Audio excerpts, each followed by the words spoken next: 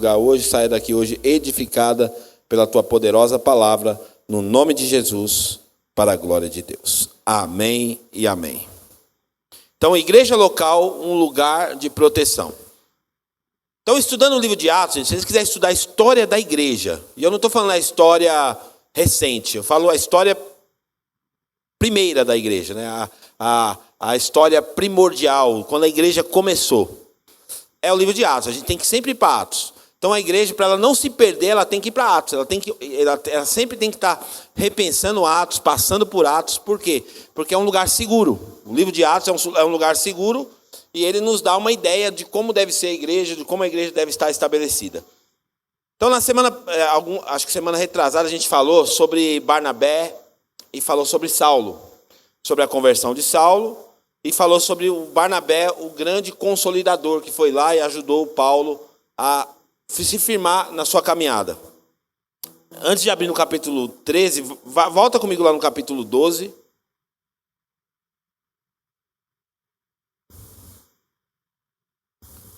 Versículo 25. Vamos ler de novo, só para relembrar. Diz assim, ó. Então Barnabé foi a Tarso procurar Saulo. E quando o encontrou, levou-o para Antioquia. O que era Antioquia, gente? Antioquia era a primeira igreja local, gentílica, que estava nascendo na história. Tá certo isso? Não, é Atos 12, 25, tá certo? Acho que é 11. Então, vê no 11. Acho que eu anotei errado, então. 11, 25. Põe para mim 11. Isso, obrigado. Desculpa, gente, foi um pequeno errinho aí de endereço. Então Barnabé foi a Tarso procurar Saulo, e quando o encontrou, levou-o para Antioquia. Assim, durante um ano inteiro, Barnabé e Saulo se reuniram com a igreja e ensinaram a muitos. Então, Antioquia é a primeira igreja local, gentílica, que estava nascendo no Novo Testamento. A primeira igreja, depois da igreja de Jerusalém, é essa igreja que é a referência para nós, principalmente para nós que não somos judeus. Então essa igreja estava nascendo nesse contexto. Assim, durante o ano inteiro, Barnabé e Saulo se reuniram com a igreja e ensinaram a muitos. Em Antioquia, os discípulos foram pela primeira vez, chamados de cristãos. Naqueles dias, alguns profetas desceram de Jerusalém para Antioquia. Um deles, Ágabo, levantando-se pelo Espírito, predisse uma grande fome que sobreviria a todo mundo romano, o que aconteceu durante o reinado de Cláudio. Os discípulos, cada um segundo as suas possibilidades, decidiram providenciar ajuda para os irmãos que viviam na Judéia. E o fizeram, enviando suas ofertas aos presbíteros pelas mãos de Barnabé e Saulo. Então, o profeta se levanta e fala, vai haver uma fome poderosa, né? Deus usou ele para se antecipar. Então, falou, vai ter uma fome terrível na região da Judéia. E aí a igreja que estava em Antioquia e os discípulos que estavam espalhados pelo mundo decidiram levantar um recurso financeiro para enviar para a Judéia. E aí quem é que vai levar esse dinheiro? Aí o texto está dizendo aqui que Barnabé e Saulo vão até a Judéia levar esse dinheiro. Agora, vai lá para o capítulo 12, versículo 24.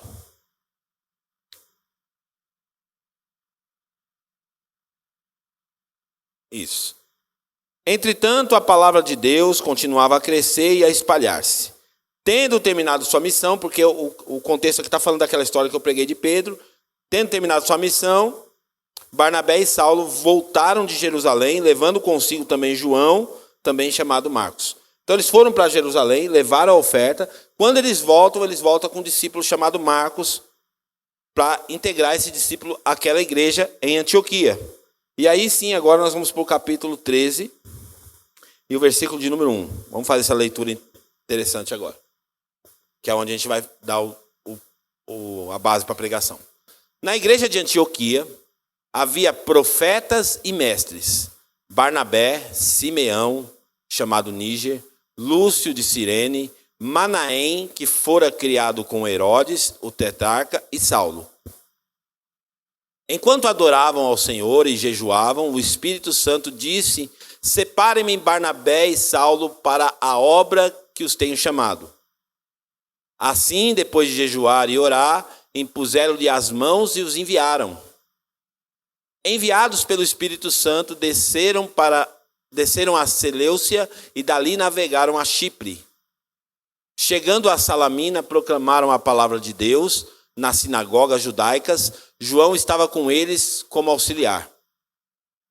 Viajaram por toda a ilha até que chegaram a Pafos. Ali encontraram um judeu chamado Bar-Jesus, que praticava magia e era falso profeta. Ele era um assessor do procônsul Sérgio Paulo. O procônsul, homem inteligente, mandou chamar Barnabé e Saulo porque queria ouvir a palavra de Deus. Entretanto, Elimas, o mágico, que é o significado do seu nome, opôs-se a eles e tentava desviar da fé o procônsul. Então Saulo, também chamado Paulo, cheio do Espírito Santo, olhou firmemente para Elimas e disse: Filho do diabo e inimigo de tudo o que é justo, você está cheio de toda espécie de engano e maldade. Quando vai parar de perverter os retos caminhos do Senhor? Saiba agora que a mão do Senhor está contra você, e você ficará cego e incapaz de ver a luz do sol durante algum tempo. Imediatamente caíram sobre ele a névoa e a escuridão. Tateando, ele procurava quem o guiasse pela mão.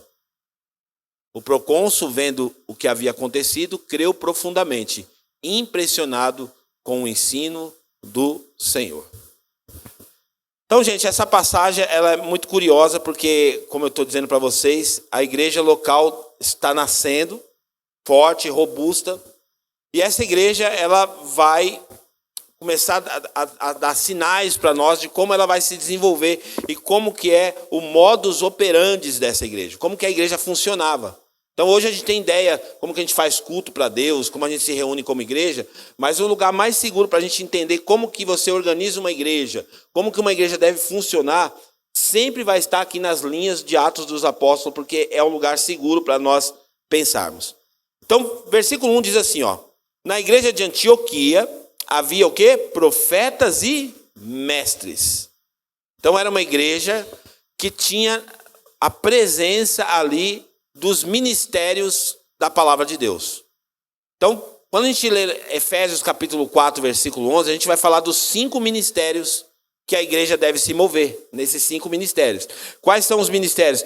A Bíblia diz assim, 4:11, ele designou alguns para apóstolos, outros para profetas, outros para evangelistas, outros para pastores e mestres, com o fim de preparar os santos para a obra do ministério, para que o corpo de Cristo seja edificado, até que todos alcancemos a unidade da fé e do conhecimento do Filho de Deus e cheguemos à maturidade, atingindo a medida da plenitude de Cristo. Então, se você pegar o livro, essa carta de Efésios aqui, o apóstolo Paulo está dizendo mais ou menos como que a igreja vai operar dentro desses 5 ministérios e para que eles servem. Então, a igreja brasileira, ela confundiu muito as coisas e aí essa questão dos títulos na igreja se tornou uma vaidade para muitas pessoas. Então, ungir um cara apóstolo, ungir um cara pastor, isso aí se tornou uma grande vaidade. Tem muita gente que não usa o ministério para servir as pessoas, mas usa o ministério para ser servido pelas pessoas. Então ele se auto-intitula ou recebe uma unção que é para servir o corpo de Cristo, mas o que ele faz? Ele usa aquela unção para ser servido pelas pessoas. Então a Bíblia fala que o próprio Jesus fez isso. Ele designou alguns para apóstolos, profetas, evangelistas, pastores e mestres. E para que essa galera existe na igreja? Para que existe esse ministério na igreja? Porque é um ministério, não é um cargo, é um ministério. Por que existe esse ministério na igreja? A própria palavra responde, a fim de preparar os santos para a obra do ministério. Então, para que serve? Para servir a igreja. Esses ministérios servem para servir a igreja. E qual que é a importância de ter o ministério profético na igreja, de ter o ministério evangelístico na igreja, de ter o ministério de mestre dentro da igreja? Qual que é a importância de tudo isso para que essa igreja seja forte e para que essa igreja seja robusta? Isso é muito importante a gente pensar nisso, porque uma igreja que ela não opera nos 5 ministérios, que ela não tem esses 5 ministérios fluindo dentro dela, e não necessariamente, gente, a gente tem que ungir um apóstolo aqui. O pessoal às vezes confundia quando a gente tinha um nome lá fora da igreja, assim, Igreja Apostólica Templo Vivo. Aí a pessoa entrava aqui dentro e ela pensava que imediatamente tinha que encontrar um apóstolo aqui dentro. Ela tinha que achar o cara que era apóstolo. Cadê o apóstolo da igreja? E na verdade o apóstolo continua sendo o mesmo. O Senhor Jesus é o apóstolo. A própria Bíblia fala que Jesus é o apóstolo da igreja. A própria Bíblia ensina isso. E se a gente tivesse que ter um apóstolo hoje para a igreja nossa, nós poderíamos falar que nosso apóstolo seria o apóstolo Paulo, que é o apóstolo dos gentios. Mas não necessariamente temos que ter um apóstolo aqui. E eu também não estou aqui demonizando, dizendo assim que é errado ter apóstolo, que é errado ungir um cara apóstolo. Não estou dizendo isso. Estou dizendo que no entendimento que nós temos como igreja, que nós pensamos como igreja, o apóstolo, na verdade, é um dom da igreja. Toda a igreja é apostólica. Toda a igreja flui no apostolado. E o que é ser um apóstolo? Por exemplo, o líder de célula, ele está sendo um apóstolo. Porque ele está indo fazer a missão, abrir uma casa, cedeu a casa dele, ou está indo na casa de alguém lá, se reunindo com pessoas, fazendo a missão. Então ele se torna um apóstolo. Porque o que significa o nome apóstolo? Enviado. É alguém que está sendo enviado. Então o apóstolo, todos nós podemos fluir no ministério apostólico. Então não precisa derramar um óleo na sua cabeça dizendo assim, a partir de agora você é um apóstolo. Todos nós podemos fluir no evangelístico. Porque todo mundo tem o dever de evangelizar. Todo mundo tem o dever de poder anunciar e proclamar a palavra de Deus para alguém. Então, todo mundo pode fluir no evangelismo. Todo mundo pode fluir no pastoreio. Então, por exemplo, tem um pastor com P maiúsculo e tem um pastor com P minúsculo. Qual que é a diferença? Um é melhor que o outro? Não. O pastor com P maiúsculo é o pastor designado para cuidar da igreja local. Que em alguns casos ele vai ser um pastor em tempo integral, que vai desenvolver essa função na igreja. Mas todo líder de célula também é um pastor com P minúsculo. Por quê? Porque as pessoas trazem demandas para você. Você pastoreia, você ora pelo enfermo, você faz uma visita, você socorre a necessidade de alguém. Tudo isso é o ministério pastoral em ação. E também o ministério do mestre. Por quê? Porque lá na sua célula você está ensinando. Então você percebe que a igreja que nasce nesse contexto, ela está fluindo dentro daquilo que Deus quer para ela. Por quê? Porque ela está fluindo nos 5 ministérios. Os 5 ministérios estão fluindo dentro da igreja. E a Bíblia está dizendo aqui, então, que os mestres e os profetas estavam presentes aqui na igreja local. Os mestres e os profetas estavam presentes na igreja local. Versículo 2. Enquanto adoravam ao Senhor e jejuavam, disse o Espírito Santo: separem-me Barnabé e Saulo para a obra que os tenho chamado. Outra coisa importante. Nós, como igreja, nós ensinamos o povo a desenvolver as suas práticas espirituais. São as práticas espirituais que nunca vai sair de moda para a igreja. A igreja pode passar por várias transformações, como já passou até o dia de hoje. Então, se você se tivesse uma pessoa muito antiga aqui, ela ia assustar com a forma como a igreja se transformou nesse tempo da história. Então, hoje a igreja tem uma parede preta, a igreja tem um telão, a igreja tem as músicas mais diferenciadas, enfim. Então, uma pessoa, ela ia com certeza se assustar com a igreja do jeito que ela está hoje. Tudo isso muda na igreja. A igreja hoje ela está preta, amanhã pode ser que muda a cor. Amanhã pode ser que venha uma tendência da igreja rosa. E aí todo mundo vai pintar de rosa as igrejas, e vai ser uma tendência mundial. Daqui a pouco pode ser que mude o estilo de música. A gente vai voltar lá para cantar os corinhos de fogo de novo. Conta para Jesus onde é a sua dor. Ele é o remédio, confia no Senhor. Não te desanimes com a sua cruz. O que tu precisas, conta para Jesus. Amém. Olha só, e eu não sou muito velho, gente, mas quando eu comecei a liderar a igreja, não tinha ministério de louvor assim. Então, a gente tinha que se virar nos 30. E aí chegava o pastor, tinha que fazer tudo, barba, cabelo e bigode. Né? Então, chegava lá e mandava os irmãos ficar de pé e só no corinho, um atrás do outro. E eu sei cantar corinho, eu gosto de cantar corinho. Você sabe cantar também, pastor Lucas? Sabe? Você estava junto também? É verdade, você está, verdade. O pastor Carlos lembra disso, né?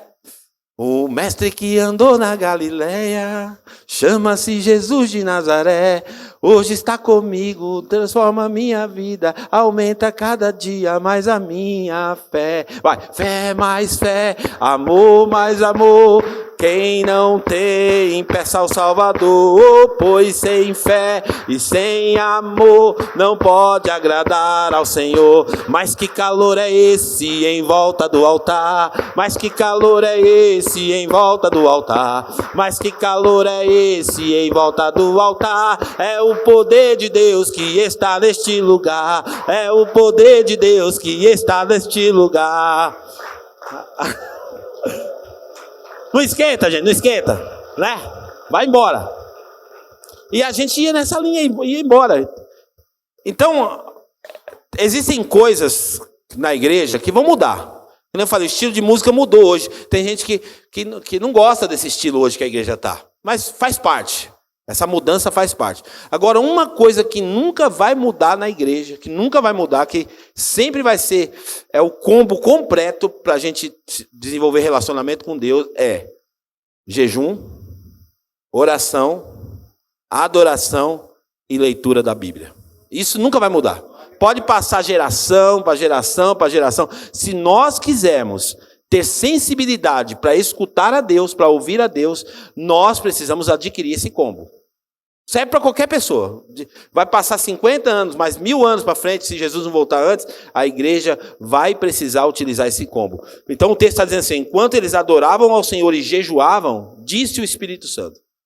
Então quando você está desenvolvendo as práticas espirituais, você vai ouvir a voz de Deus. Você vai ouvir Deus falar com você. Nas práticas espirituais, Deus não vai falar com você no meio de uma emoção que você está sentindo dentro daquilo que o gospel propõe para você. Na verdade, Deus vai ministrar o seu coração, você vai ser guiado e dirigido por Deus se você se apegar às práticas espirituais. Isso serve para qualquer um, serve para o pastor e serve para o membro mais simples da igreja, qualquer pessoa que quiser ouvir a Deus, que quiser se aproximar de Deus, que quiser se relacionar com Deus, ele tem que praticar as práticas espirituais. Então, oração, jejum, leitura da Bíblia, isso nunca vai sair de moda, nunca vai sair de moda.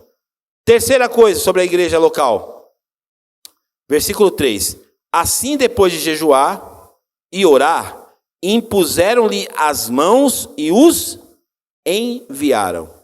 Então a igreja estava antenada. Olha só, quem foi que enviou? Quem foi que enviou Barnabé e Saulo? A igreja. E aqui é que começa a morar o perigo, gente. Tem muita gente fazendo a obra de Deus, e esse é um risco para todos nós. Muita gente fazendo a obra de Deus sem o envio da igreja local. Tem muita gente se intitulando, fazendo, querendo ensinar, querendo doutrinar, querendo pregar, querendo fazer agenda, querendo ir para os púlpitos da igreja sem o envio da igreja local. E isso é um perigo para a igreja. E muitos pastores estão aceitando. Antigamente tinha um negócio na igreja que a gente chamava de carta de recomendação. A carta de recomendação é uma coisa que é seguro. Por quê? Porque o cara vai vir pregar na minha igreja aqui, ou cantar na minha igreja, ele vinha com a carta do pastor dele. Fala assim, estou aqui hoje, sou da igreja tal, sirvo lá na igreja local tal, e vim aqui hoje porque vocês me convidaram, mas está aqui a carta do meu pastor, me validando aqui o meu ministério para me poder cantar aqui na igreja. Mas hoje não, hoje o cara falou bonito, o cara faz um curso de oratória, o cara faz um curso de PNL, o cara coloca um terno bonito, o cara usa um sapato brilhante, aí todo mundo fica impressionado com o cara e não importa de onde ele veio. Não importa de onde ele veio, o importante é que ele fala bem, o importante é que quando ele fala eu choro, o importante é que quando ele fala me emociona, o importante é que quando ele fala mexe comigo e pronto, e tá valendo. Então, essa igreja aqui está ensinando para nós que uma pessoa para fazer a obra de Deus, ela precisa ser enviada pela igreja local. A igreja local enviou Paulo e Barnabé. Ele enviou os dois para fazer a obra de Deus. Versículo 4 diz, enviados pelo Espírito Santo, porque uma vez que a igreja enviou, estão respaldados. Enviados pelo Espírito Santo, desceram a Seleucia e dali navegaram para Chipre. Então tome muito cuidado com o que você está consumindo na sua vida cristã. Quem que você está seguindo? Eu tenho a plena consciência. Antigamente era mais fácil pastorear. Porque o pastor ele tinha uma voz sobre a igreja. E E a igreja ouvia os seus pastores. Hoje o pastor fala, mas a pessoa, ela não tem só mais o pastor dela, ela tem o pastor dela e tem mais 354 pastores da internet que pastoreia ela. Porque então ela fica ouvindo uma pregação, fala, mas antes que o pastor pregou, mas o outro pregou, e não sei o que e tal. E isso gera uma confusão muito grande no meio da igreja. Não estou dizendo que é errado você escutar pregações, eu escuto. Mas você tem que saber da onde é a fonte que você está se alimentando. Se o cara tem o envio da igreja local. Porque não é, hoje a internet é terra de ninguém, gente. O pessoal liga uma câmera lá e começa a falar. E às vezes tem uns caras que falam umas coisas que é interessante. Mas o que nos interessa de fato é saber da onde esse cara veio. Quem é esse cara? Ele tem uma igreja? Ele tem uma igreja local, onde ele presta conta? Onde ele está ligado a uma comunidade cristã? Então é muito sério isso e ao mesmo tempo muito perigoso. Então quem não se levanta, quem não senta para aprender numa igreja local, não deve se levantar para ensinar os outros. Não deve.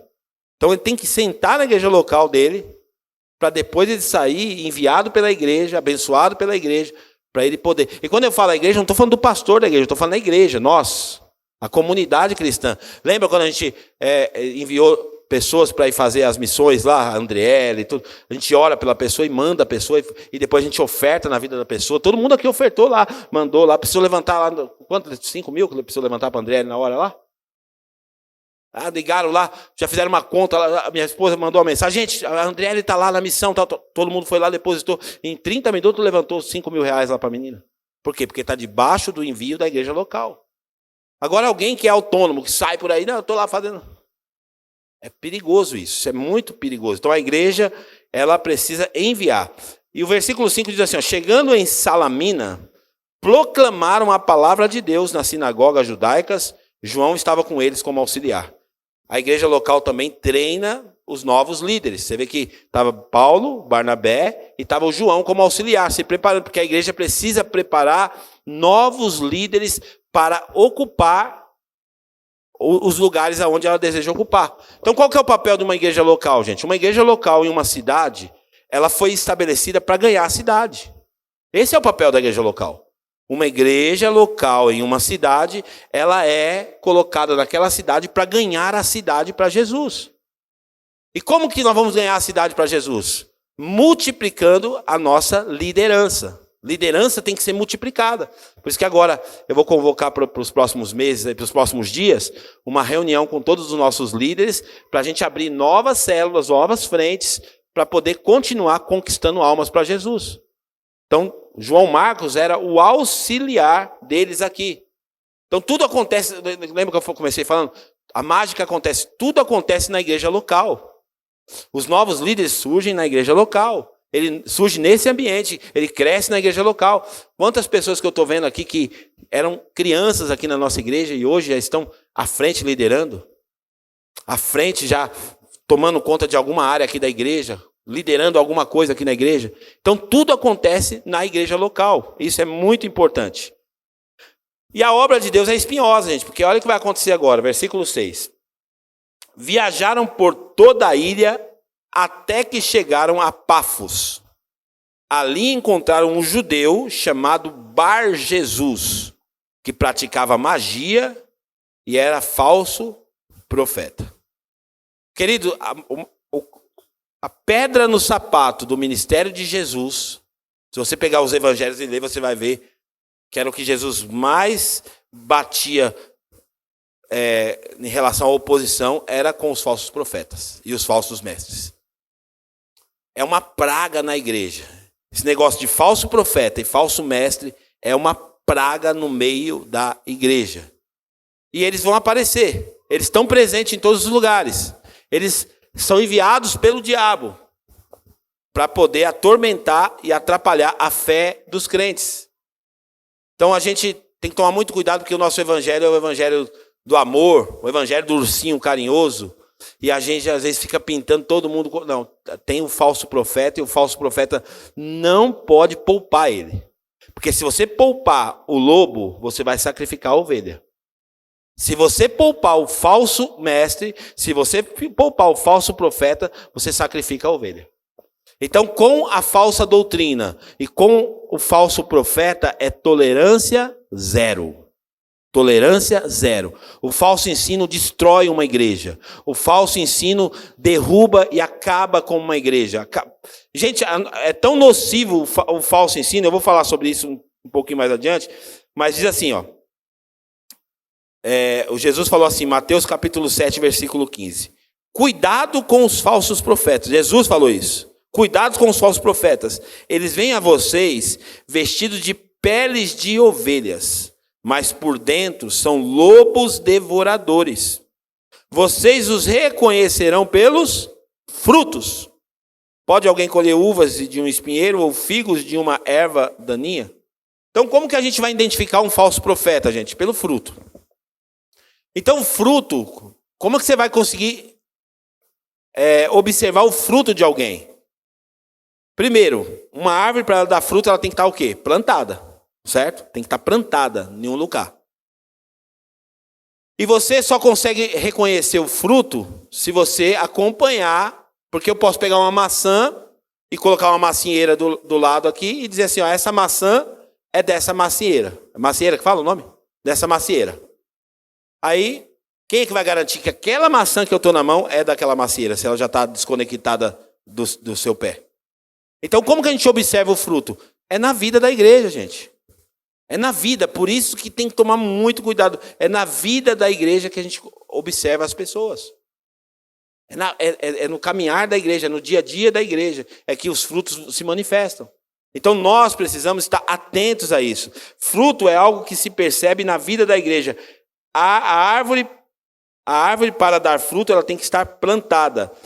Salmo 92, 13 diz assim, os que estão plantados na casa do Senhor florescerão nos atos do nosso Deus. Na velhice ainda darão frutos, serão viçosos e vigorosos. Então, para dar o fruto, precisa estar plantado. Então, uma pessoa que aparece na igreja de vez em quando, como que essa pessoa vai ser oportunizada no ministério?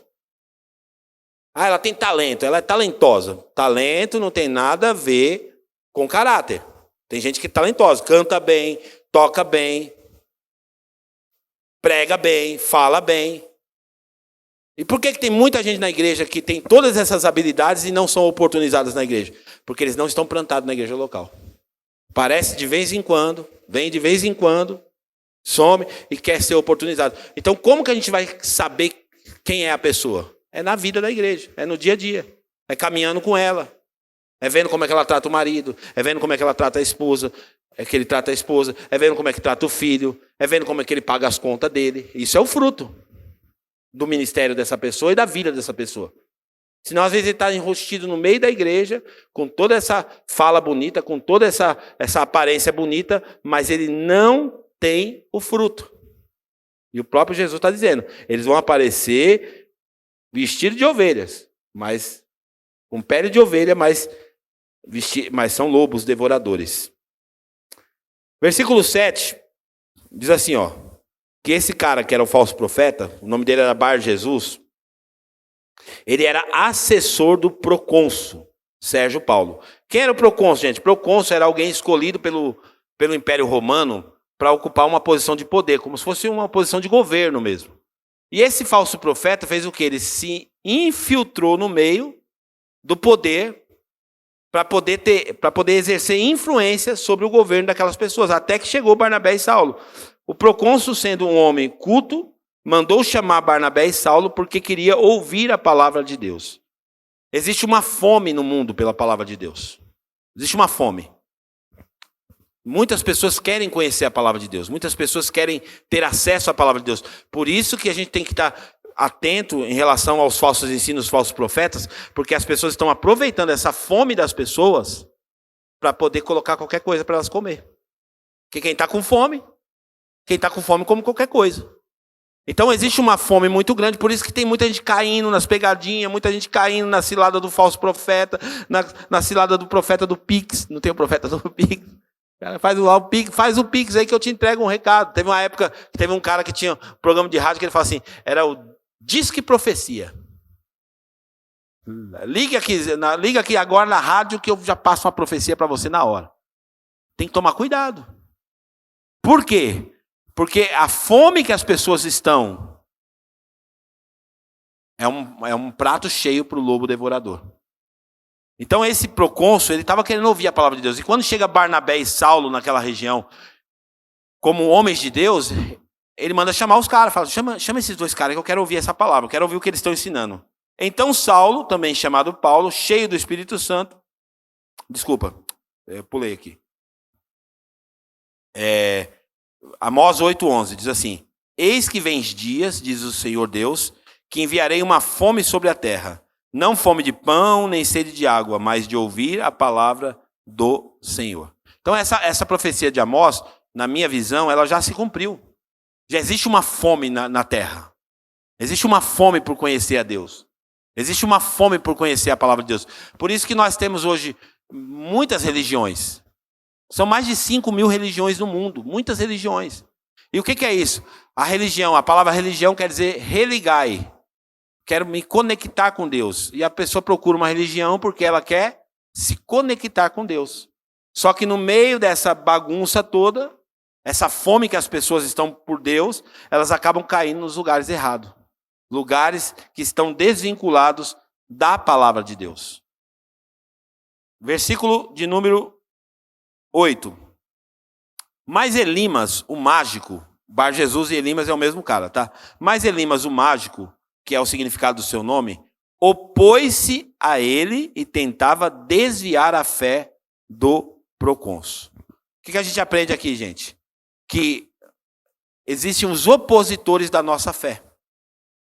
Coisas que vão se levantar para tentar minar a nossa fé, para tentar impedir a gente de crer corretamente, impedir a gente de ter experiência com Deus correto. Então esse camarada se levantou, quando ele viu Barnabé e Saulo pregando, ele se levanta contra. Ele se levanta contra Barnabé e Saulo porque ele queria desviar a fé do cara. Ele não queria deixar o cara acreditar. Ele não queria deixar o cara ter acesso à palavra de Deus. Então Saulo, também chamado Paulo, cheio do Espírito Santo, olhou firmemente para Elimas e disse: Filho do diabo e inimigo de tudo que é justo, você está cheio de toda espécie de engano e maldade. Quando é que você vai parar de perverter os retos caminhos do Senhor? Quando você vai parar de perverter o reto caminho do Senhor? Saiba agora que a mão do Senhor está contra você, porque Deus está contra o falso profeta. E você ficará cego e incapaz de ver a luz do sol durante algum tempo. Imediatamente vieram sobre ele a névoa e a escuridão, e ele tateando procurava quem o guiasse pela mão. Gente, eu quero me deter um pouquinho nesse último tópico que eu ensinei, para falar exatamente sobre esses opositores da fé. Coisas que estão impedindo as pessoas de acessar a verdade do Evangelho. Por quê? Primeiro, é o falso ensino. Por isso que eu falei que a igreja local precisa ter os mestres. Nós temos aqui o Vitor, que é o nosso mestre aqui, temos o Léo, que está também autodidata, se preparando para atender a igreja nessa parte dos mestres. É muito importante nós nos ficarmos vulneráveis aos ensinos da palavra de Deus. Submetemos aos ensinos da palavra de Deus. Então o falso ensino, ele é muito nocivo. Por quê? Pensa comigo. Uma pessoa aprendeu errado. Se ela aprender errado, dificilmente, se ela for construído errado, a fé dela foi construída errado, dificilmente ela vai conseguir se desvencilhar daquilo. Por quê? Porque aquilo impregnou dentro dela, o ensinamento. Então o falso ensino ele é muito nocivo para a igreja. Se você pega e faz uma leitura hoje de como as pessoas creem, pessoas como que elas estão equivocadas na maneira de acreditar no próprio Evangelho. Por quê? Porque elas aprenderam errado. Então elas aprendem errado sobre salvação, elas aprendem errado sobre fé, elas aprendem errado sobre prosperidade. E elas vão aprendendo errado, e ninguém consegue tirar isso delas mais. Porque foi o falso ensino que impregnou no espírito dela. E ela não consegue se desvencilhar daquilo. Então o falso ensino ele é extremamente nocivo para uma pessoa. Porque eu aprendi errado, vou praticar errado e vou multiplicar esse falso ensino para outras pessoas. E isso vai virando uma destruição em massa, porque eu começo a multiplicar o que eu aprendi errado para o outro.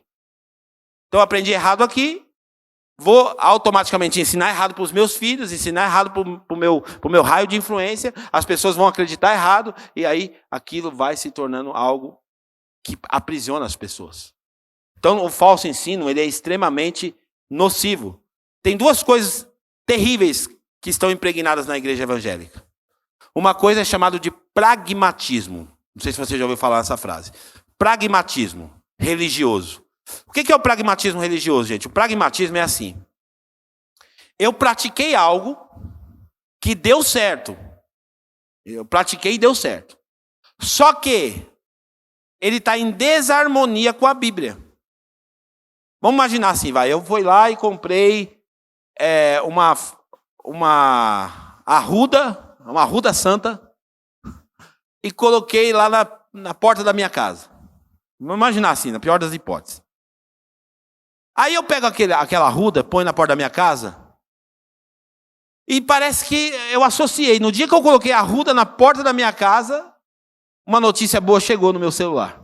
No mesmo dia. No dia que eu coloquei a arruda na minha casa, alguma coisa de bom aconteceu. Aí eu já associei.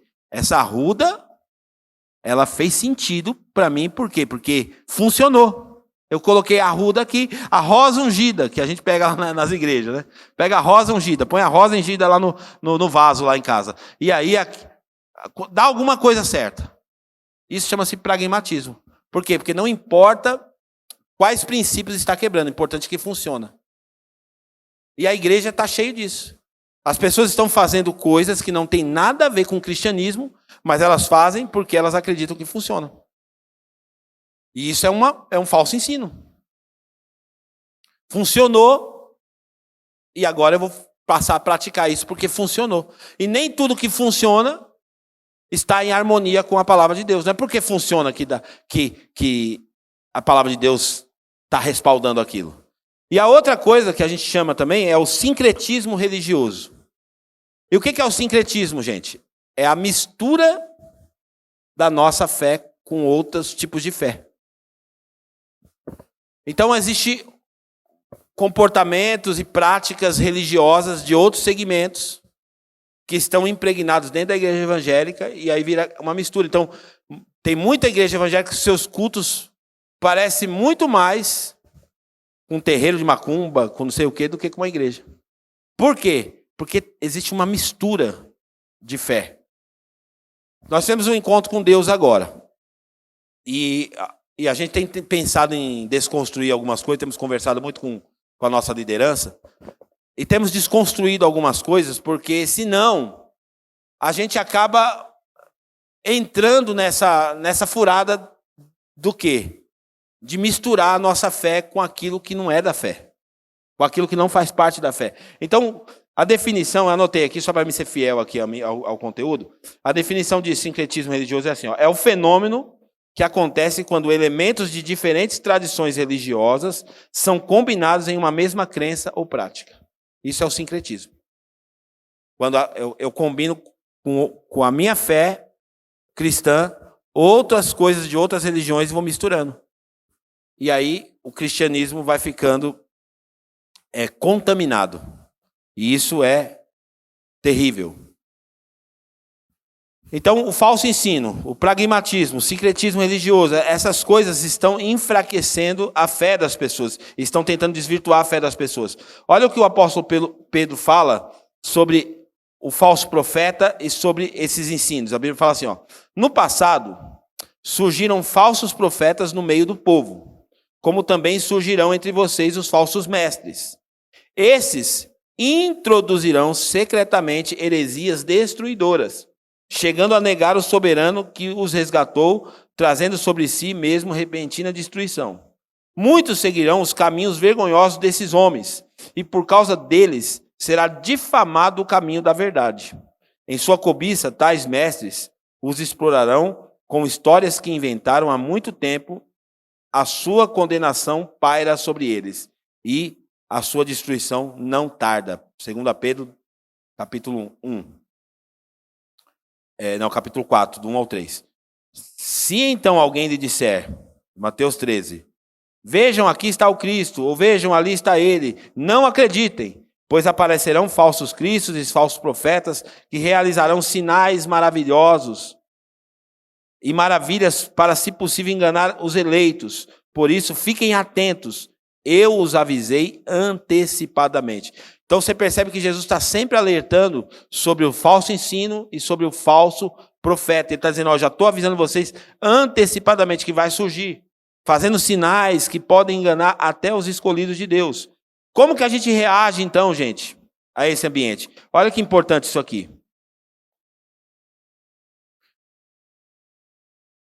Um falso profeta também é chamado de pseudo-profeta. É alguém que se apresenta como detentor dos dons do Espírito Santo de forma ilegítima.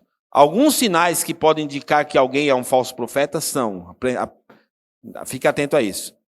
Primeiro, ele apresenta uma face sedutora, mas é hipócrita e enganador. Então, assim, por isso que eu falei que a igreja local é o lugar mais seguro. A gente não costuma trazer aqui pregadores de fora, com frequência, que a gente não conhece. Por quê? Porque às vezes a pessoa tem uma face sedutora. Mas como que eu vou conseguir avaliar a vida dele se eu não convivo com ele? Como é que eu vou saber se ele é um hipócrita, se ele é um enganador, se eu não convivo com ele, simplesmente ele só está aqui atendendo uma agenda? Então, amigos que eu conheço, amigos que eu tenho a oportunidade de andar junto, como o pastor Carlos, que eu ando aqui com ele, que a gente se conhece há 20 e poucos anos já, né, pastor Carlos? 24 anos de amizade. Então eu conheço até os podres dele. Né, pastor? E ele conhece os meus. É seguro, é mais seguro. Agora, uma pessoa que a gente não conhece, tem uma face sedutora, pode ser perigoso. Segundo, ele esconde-se por trás da palavra de Deus, mas fala apenas palavras humanas. Então ele carrega a Bíblia, mas o conteúdo dele não é um conteúdo que está conectado com as Escrituras. Terceiro, ele muda as doutrinas de Deus. É o falso profeta, ele muda as doutrinas de Deus. Quarto, busca benefícios próprios em vez de servir ao próximo. Se tem uma coisa que é a mais terrível que tem, é que a profecia, ela pode ser um fator de manipulação muito grande. O profeta tem um poder de manipular. Porque pensa comigo, eu vou lá e profetizo aqui na vida do pastor Carlos uma coisa, e acerto. Profetizo um negócio bacana na vida dele. Aí eu acertei essa profecia. O que vai acontecer? A credibilidade que a minha de profeta vai aumentar com ele. E aí ele vai começar a me olhar diferente. Vai falar assim, poxa, o cara... Aí eu vou lá e profetizo outra coisa, acerto de novo. A minha credibilidade só vai aumentando. Vai só aumentando. Aí daqui a pouquinho, se eu não for um homem de Deus de verdade, eu posso começar a manipular ele. Eu posso começar a usar esse meu dom para manipular ele. E eu posso dizer assim, Deus falou para você que você precisa me dar um carro, cara. Deus já falou. Vamos dizer que ele seja um cara rico. Porque o falso profeta ele gosta de se aproximar de gente que tem posse. Lembra aqui, ó, esse Bar Jesus aqui, ele estava do lado do procônsul. Então ele chega ali perto do cara e fala assim, tem que dar um carro para mim, cara. Aí você fala assim, poxa, ele acertou uma profecia, acertou duas. Deve ser de Deus isso que ele está falando, cara. Eu vou dar um carro para ele. E ele vai lá e dá o carro. E aí eu começo a usar isso para o meu próprio benefício. Por quê? Porque esse dom é um dom importante para a igreja, mas extremamente perigoso. Então a gente precisa estar caminhando e vendo o fruto do profeta, porque a Bíblia fala assim, pelos frutos vocês vão o conhecer. Para não ser enrolado, para não ser manipulado. Fora quando porque tem profecia de todo tipo. Quando o cara chega e fala assim, para você assim, ó, numa profecia, fala assim, ó, eis que te digo,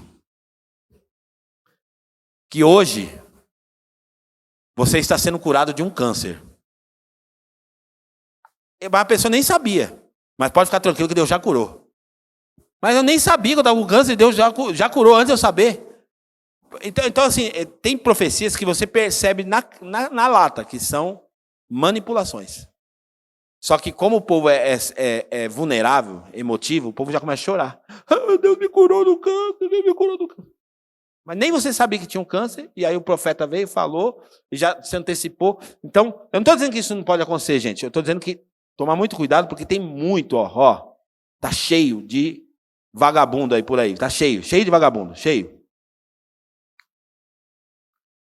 Como que eu vou reagir, então, a uma profecia, a ação do falso profeta? Deuteronômio 18, 22 diz assim, ó. Mas vocês perguntam a si mesmos, como saberemos se uma mensagem não vem do Senhor? Aí ele responde, se o que o profeta proclamar em nome do Senhor não acontecer, e nem se cumprir, essa mensagem não vem do Senhor. Aquele profeta falou com presunção, não tenham medo dele. Porque também não é para você ter medo do profeta. 1 Tessalonicenses 5:20. Não desprezem as profecias. Examinem todas as coisas e retenham o que é bom. Então também não é para a gente virar um cético também que não vai acreditar mais. Mas ao mesmo tempo você vai examinar tudo. Examinar, avaliar o que está falando, tudo. E não é para se mover, mudar de casa, mudar de cidade por causa de uma profecia. Calma, se Deus falou, Deus vai apontar o caminho, Deus vai dar a direção certinha. O cara recebe uma profecia hoje, eis que te digo, é para você largar aquele teu marido. Ela chega lá em casa e fala, Deus mandou te largar, está aqui o divórcio, assina aí, não sei o quê. E abandona a família por causa de uma... Estou falando que tem esses caras, impressionante, gente, tem. Amados, não creiais em todos os espíritos, mas provai se os espíritos são de Deus, porque já muitos falsos profetas têm se levantado no mundo. Não creiais em todos os espíritos, mas provai se os espíritos são de Deus, porque já muitos falsos profetas têm se levantado no mundo. 1 João 4, versículo 1. E por fim, dentro do capítulo 13, versículo 12 diz assim, o procônsul, vendo o que havia acontecido, creu profundamente, impressionado com o ensino do Senhor. Ele creu por causa dos dons. Ele creu porque ele viu o apóstolo Paulo olhar na cara do profeta e falar assim, vai ficar cego, o cara ficou cego. Ele creu em tudo isso. Mas o que impressionou o procônsul, na verdade, não foi os dons. O que impressionou eles foi a doutrina. O que impressionou eles foi o ensino. O ensino é que impressiona. Queridos, a igreja precisa ter ensino. Então nós temos aqui várias fontes de aprendizado aqui na igreja. O púlpito é uma delas, mas tem vários cursos que a gente oferece aqui. Tem curso, toda hora está tendo curso de alguma coisa aqui. É curso de casamento, é curso de filho, é curso de finança, tem várias frentes aqui de ensinamento. Para que a gente não seja enganado. Se o povo de Deus não quiser ser enganado, o povo de Deus precisa conhecer. É o conhecimento que vai trazer a libertação para o povo de Deus. Conhecereis a verdade e a verdade vos libertará. Então é o conhecimento que vai trazer a libertação para você. Não tem outra forma.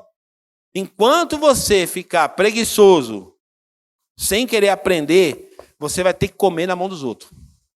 Vai ter que ficar comendo na mão dos outros e vai ser manipulado facilmente porque não conhece. Porque não tem conhecimento bíblico. Então nós precisamos do conhecimento. O procônsul creu e se libertou daquele falso profeta. Aquele falso profeta foi arrancado da vida dele. Por quê? Porque ele ficou impressionado com o ensino do Senhor. Mateus capítulo 7, versículo 28 diz assim, quando Jesus acabou de dizer essas coisas, as multidões estavam maravilhadas com o seu ensino.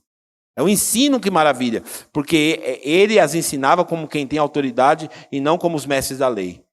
Mateus 13, 19 diz assim, ouvindo alguém a palavra do reino e não entendendo, vem o maligno e arrebata o que foi semeado no seu coração. Este que foi semeado ao pé do caminho. Essa aqui é a parábola do semeador, que fala o quê? Que uma pessoa, ela pode ser roubada numa comunidade cristã quando ela não entende a palavra. Então, o mais importante não é o pulo que a gente dá, o mais importante, eu sei que vai acontecer culto aqui, que a gente vai pular, que a gente vai, sabe, vai dar uma liberdade para o Espírito aqui, mas a coisa mais impressionante em uma igreja é a hora da pregação da palavra. É a hora que a gente está sentado para ouvir a pregação da palavra de Deus. É isso que vai mudar a nossa vida. É o que vai mudar a nossa vida, é a pregação da palavra de Deus. Todas essas coisas, o louvor, são elementos do culto importantes. Nós vamos adorar a Deus juntos, vamos ministrar o louvor, tudo é importante. Mas a hora da pregação. Então a Bíblia, na palavra do semeador, fala que quando uma pessoa não entende a palavra, o maligno rouba dela. Por isso você tem que entender a palavra. Eu falo em relação a, secularmente falando para o meu filho, estava até falando no carro esses dias, falando para o Josué. Falei assim, ó. Se você na sala de aula prestar atenção no professor, sabe, dar toda a sua atenção para ele, toda a sua atenção para o ensino que o professor está dando, nem para a prova você vai precisar estudar. Você nem precisa estudar para a prova. Por quê? Porque você deu atenção, você aprendeu. Então, em um culto é a mesma coisa. Quando você dá atenção para a pregação da palavra de Deus, você dá a devida atenção para a pregação, sem ser roubado, sem ser levado para lá, levado para cá. Porque dentro da igreja, às vezes, a gente não percebe, gente. É um ciricutico. Um levanta, vai beber água. Um levanta, vai no banheiro. Parece que é normal, né? Mas eu tô quase acreditando que isso é espiritual. Por quê? Porque a gente está percebendo o quê? Vamos fazer uma leitura aqui. Barnabé e Saulo chegam para pregar a palavra de Deus naquela cidade. O procônsul, que era um homem inteligente e culto, queria ouvir a palavra. Ele vai lá e fala, eu quero ouvir esses caras. Quando ele se levanta para ouvir a palavra, o que acontece? O cara se levanta para se opor, para atrapalhar. Então, tudo aquilo que se opõe à pregação da palavra é uma ação do inferno, para impedir você de ouvir a palavra e de não acreditar no que você está ouvindo. Porque a libertação só... Como falar que nem os coaches falam hoje, né? Vai virar a chave. É legal o termo que eles usam. Então, vai virar uma chave na sua vida. Legal, gostei do termo. Então, vamos tentar encaixar isso aqui na pregação. Então, a chave só vai virar. Só vai virar a chave, meu irmão, se você prestar atenção e entender a palavra. Sabe, fazer questão de falar assim, eu vou entender a palavra de Deus. Eu vou deixar a palavra de Deus penetrar o meu coração, eu vou dar toda a atenção devida para a pregação da palavra. Eu não vou ser roubado, eu não vou levantar para beber água, eu não vou levantar para ir no banheiro. Nessa hora não, essa hora é hora de sentar e ouvir a palavra de Deus. E aí a palavra de Deus vai libertar você, a palavra de Deus vai produzir algo em você. Agora, se você começa a se permitir que as coisas começam a tirar você, distrair você, isso pode ser uma oposição do inferno para impedir você de ouvir a palavra de Deus. E aí o maligno vem, ó, e rouba. E aí você sai do culto. Como é que foi o culto? Foi uma bênção o culto. O que foi pregado lá? Não lembro, mas foi uma bênção. Para mim, um culto que você vai para casa, fala que o culto foi uma bênção. E aí te pergunta a pregação e você não lembra? Alguma coisa aconteceu, irmão. Alguma coisa que não é de Deus aconteceu. Porque como é que você diz que o culto foi uma bênção, mas não gravou a palavra de Deus? A palavra de Deus não cravou dentro de você. Porque as pessoas gostam de medir o culto pelo mover, né? Foi uma bênção, Deus levantou lá, não sei o quê, eu chorei. Eu não sei. Nada disso mede um culto, gente. Não é o tanto de lágrimas que você derrama, nada disso. Isso é bobagem. Ah, não, eu chorei pra caramba no culto. Legal, se você chorou, mas se você não ouviu a palavra de Deus, não penetrou a palavra de Deus no seu coração, você só se emocionou. Sinto muito frustrar você hoje. Foi só uma emoção que você sentiu. Agora, se você chorou, pode chorar também, não tem problema. Chorou, sabe, na presença de Deus, se emocionou. Glória a Deus. Mas aí ouviu a palavra de Deus penetrou o seu coração, aí o culto foi bom. Aí completou, a obra foi completa. Por quê? Porque a palavra de Deus penetrou em você. Amém? Vamos ficar de pé nessa manhã.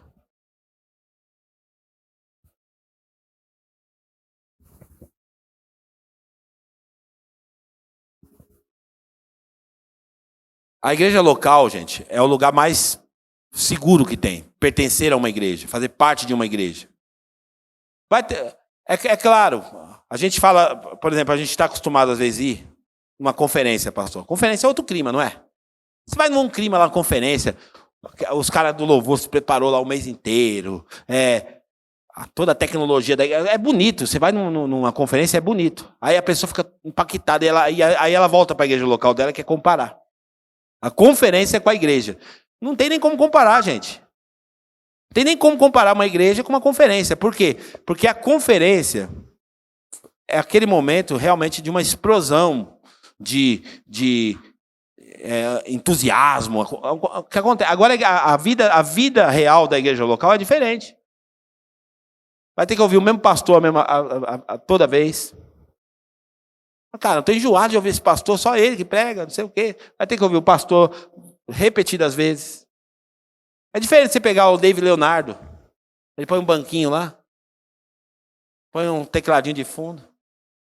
Ai, Jesus, não sei o quê. Quem já assistiu o David Leonardo? Assistiu já? Saiu até o negócio dele na Netflix. Né? Bonito de ver. Todo mundo acende o celularzinho lá, tá? É bonito o cenário, tudo preparado para aquilo, legal. Mas a vida da igreja local... Só que você não conhece o David Leonardo. A gente fala que na igreja local é assim, gente. Você pode até admirar os pastores da internet, não tem problema nenhum. Eu não tenho ciúme não, tá? Fica tranquilo. Pode admirar quem você quiser. Só que na hora que morrer um da sua casa, não vai ninguém, ele não vai lá no enterro lá. Na hora que você estiver com problema no seu casamento, não é o David Leonardo que vai vir. Agora você não está numa igreja local, está desprotegido. Tem gente que ele fala assim, não, eu sou do reino. Não para igreja nenhuma. Uma hora está aqui, outra hora está lá, outra hora...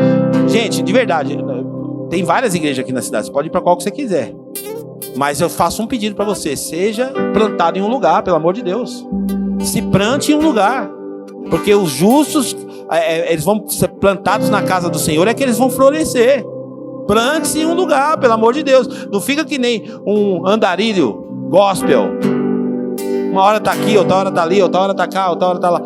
Tem que ter fidelidade, não é verdade, pastor Lucas? Tem que ter fidelidade. Então, se plante aí na igreja local, e aí o que vai acontecer? Plantados, você vai florescer. Pega uma planta e fica toda hora mudando ela de lugar para você ver o que acontece. Esses dias a minha esposa, nós plantamos um pezinho de ipê lá no jardim de casa. Veio lá do Paraná, bonitinho. Aí começou a ficar cheio de folha. Bonito, tava ficando. Só que a gente falou, isso aqui vai virar uma árvore, não pode deixar aqui.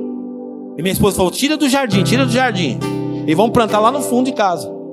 Aí eu fui lá e cavei. O negócio já tava profundo a raiz. Já tava. E uma arvinha desse tamanho, mas o negócio tava fundo. Deu trabalho para tirar. Aí eu fui lá e puxei e arranquei. Peguei aquela terra, cavei lá no fundo, plantei lá no fundo. Sabe o que aconteceu? Morreu. Por quê? Porque ficar arrancando toda hora, mexendo toda hora, não vai para frente, meu irmão. Então, plante-se uma igreja local, porque é um lugar de proteção. Eu sei que vai ser, às vezes, repetidas as coisas, mas para um crente maduro, ele não está atrás disso. O crente maduro não fica atrás toda hora do prazer, porque a conferência é o prazer. Eu vou lá no prazer. Que legal, prazer, tô sentindo prazer. O cantor vai estar lá, o cantor tal, Thales Roberto. O Theo Hayashi vai pregar. Não sei o que. Legal. Eu também gosto desses caras tudo. Mas volte para sua igreja, para o lugar que você é plantado, para você dar fruto, para você progredir nessa igreja local, para você ser treinado nessa igreja local, igual o João Marcos. João Marcos estava lá junto, sendo auxiliar. E Barnabé e Saulo fazendo missão e o auxiliar João Marcos crescendo. Tá aqui o Marcão. O Marcão vai agora em janeiro. Janeiro ele está indo lá para Fortaleza, enviado pela igreja para ser treinado na base lá, vai ficar 6 meses lá, mas vai voltar para a igreja local, porque ele tem uma igreja local. Se você pegar as viagens missionárias de Paulo, eles foram, mas eles tinham um lugar para voltar. Eles foram, todas as vezes eles foram. Primeira viagem, segunda viagem, terceira viagem, eles foram, mas eles sempre tinham um lugar para voltar. Então desconfie, gente, um alerta para você: desconfie de quem não pertence a uma igreja local. Pode ter o dom que for, pode ser o cara, um profeta que revela até o RG. Já viu o profeta que revela o RG? Tem um profeta que é infalível, ele revela o RG, sabe quem é? É o Serasa. Profeta Serasa, RG e CPF, o cara sabe. É só você deixar de pagar a conta, você vai ver se não revela na hora uma cartinha chega na sua casa lá. Na hora. Então assim, pode ter o dom que for, pode ter os dons que for, gente. Não se impressione com isso. O procônsul se impressionou com a doutrina. Se impressione com a doutrina. Não se impressione com os sinais. Se impressione com a doutrina. É a doutrina que vai te ajudar a chegar até o final. É uma boa doutrina que vai te ajudar a chegar até o fim na sua caminhada cristã. Essas coisas tudo vão passar. O paralítico levantou na igreja, legal, bom para ele. Mas você vai ficar se alimentando do paralítico que levantou até quando? Agora a doutrina não, a doutrina permanece. A doutrina, o sinal que aconteceu na igreja, às vezes, indiretamente ele te toca, porque você aumenta a sua fé, tudo. Só que